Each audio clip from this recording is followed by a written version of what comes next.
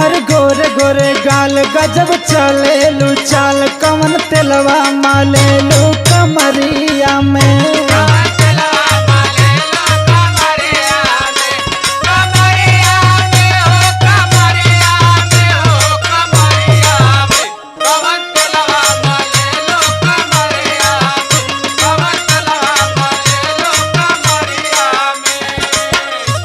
यही से कहली कि दू चार ले पढ़ला तो नाही तू तो पुलिया गोरबा।